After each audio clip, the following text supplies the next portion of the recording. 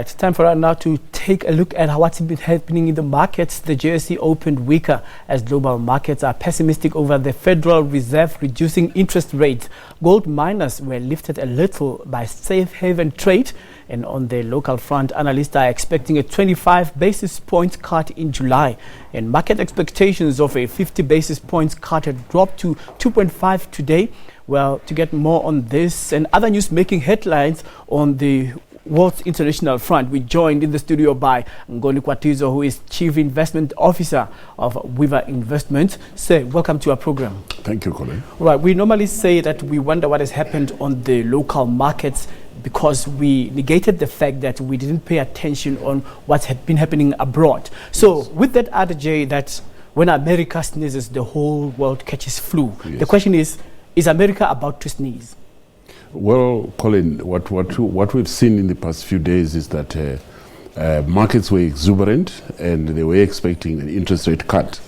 But what has happened over the past few days is that the jobs report indicated that the U.S. economy was very strong. The jobs report came reporting 220,000 jobs created, and the market was expecting something like 180,000. And indicating that the American economy is very strong and that expectations of interest rates might be misplaced. So how will this then cascade down to emerging markets? Well, what happens is that markets are made in the international economies. And what then happens is that because the U.S. stocks have negatively reacted, risk is coming off the table, so to speak. Nobody is no longer interested in equities. People are now flocking into so-called safe haven assets like gold and cash. And that's why we see that markets have been across the board actually very, very weak. So going across to Europe, we look at Turkey, where the central bank governor has been replaced. Donald Trump was actually not impressed, and President Erdogan also is having a problem with interest rates remaining as they are. So does the new Reserve Bank governor have to toe the line and keep interest rates the way they are preferred by the president? And one will ask, what does it say about the independence of the Reserve Bank there? Well, the incoming Reserve Bank governor knows how the previous one has gone. So if he was to keep his job, he better toes the line. But what we've seen there is a fight between politics and monetary policy. And I think the president has, of late, his popularity has been going down. You recall that he lost the local elections, and that he's trying to shore up the economy in order to drum up support. But of course, the Reserve Bank governor was pragmatic. He's a monetary person, and he was looking at fundamentals. In Turkey, inflation is very high, but then they've got a problem where economic production is low. That is manufacturing and retail, they are all down.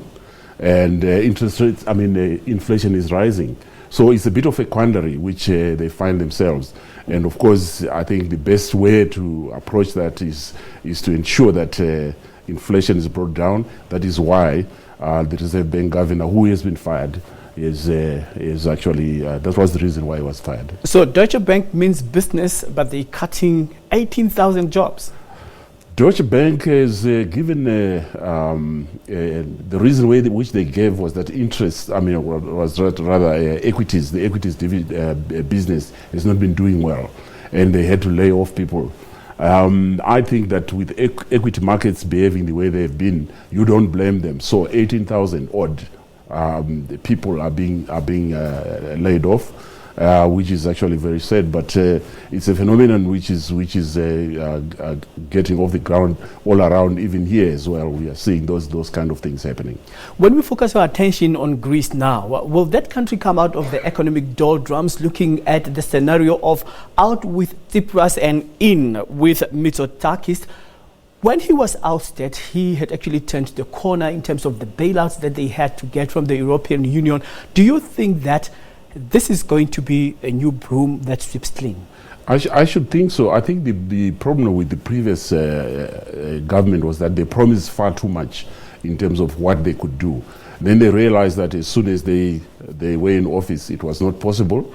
And, we're hoping that the current government, the incoming political party, are likely to be more pragmatic and take a more considered view towards restructuring the economy. But there's a lot of hope that they will get things right. All right. When we now touch on the issue of the international oil prices and the outlook in as far as the tensions between the U.S. and Iran, what do you make out of OPEC's decision regarding whether or not to cut supply?